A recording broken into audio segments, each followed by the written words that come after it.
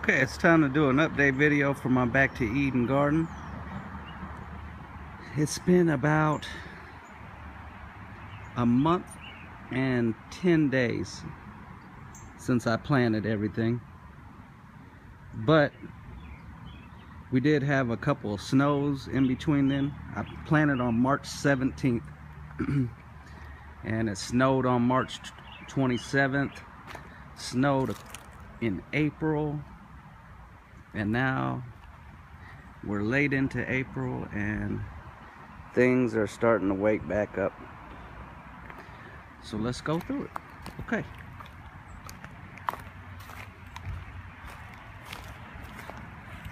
Alright. I started on this end of my yard, and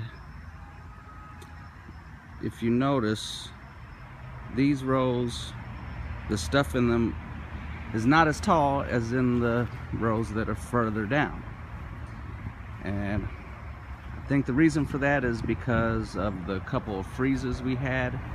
Kind of stunted the growth of my first few rows, but they're starting to bounce back, so I think everything will be all right. They'll just be a little bit behind the other plants, and that's important when you're gardening. Planting stuff on time. You know, sometimes if you plant things too early, like you get a warm outside for about a week, and it gives the plants time to pop up, and then you have a freeze. Well, that hurts the plants, and you'd be a lot better off just waiting till after the freeze to put them in, because then they'll be this size instead of the size you see down there. And I've been working kind of hard. I've got, I think right now, 30 rows. And there's going to be a lot of food out here. I mean, just this one row right here is going to have more food in it than a lot of people's gardens. And I know I planted really densely, but some of these plants are going to be tall. Some of them are going to vine up the tall plants. Some of them are going to be root. So what seems like it's too densely planted right now won't be that way once the tall plants start to shape up. See, and right in here you can see garlic, onion, corn, beans, sunflower, peas. I see 2 different types of kale, lacinato, and it looks like some scarlet, cucumber, watermelon, radish. What else do I see? Cantaloupe. More garlic, beans,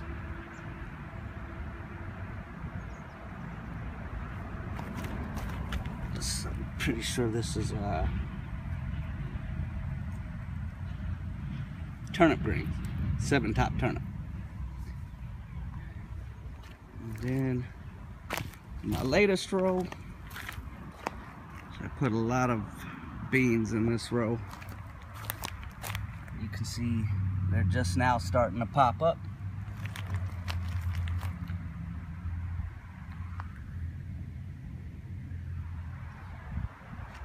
But yeah, 30 rows. So you've got some bean, corn that'll grow over so the beans can trellis up it, and squash. So just a little short row right there. Three Sisters method. And got a row down by the street. can see already cucumber, sunflower. Looks like there's some zinnia popping up. Yeah, so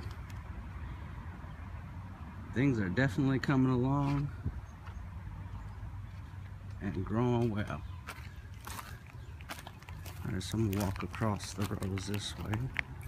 1, 2, 3, 4.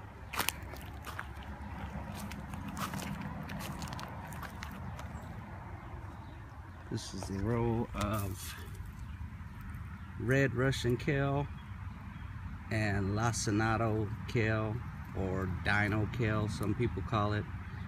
Black cabbage. It has all kinds of names. Then over here, we've got broccoli. Let's get a little closer to that broccoli. You see the head? Where'd it go? There we go. Broccoli, spinach, mustard, green cross, more broccoli, red Russian kale, and turnip greens. It's just all packed in there. Garlic is going crazy. And yeah, this row has a lot of radish in it. I've got carrots, got yarrow,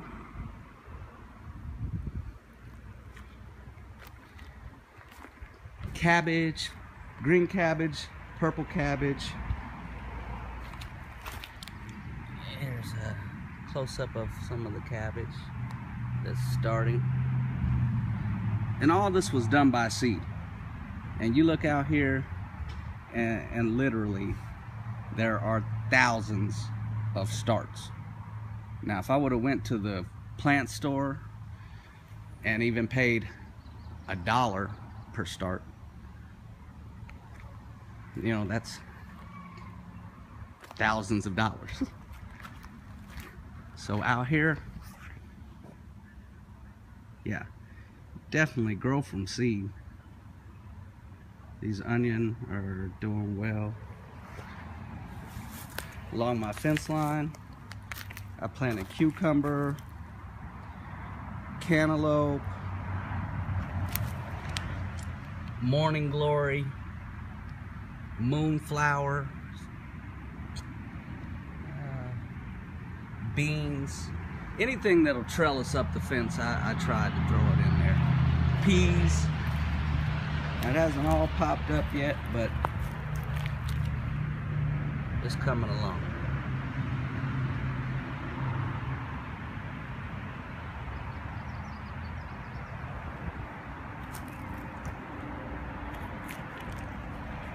And over here, I didn't want to waste any space. Get out of the sun. So we got, these are red mustard greens. And when they get big, they'll make a cool, huge leaf. And it's actually giant red mustard. So it'll make a really big, red looking leaf like that. And it's delicious. And it's heirloom and organic.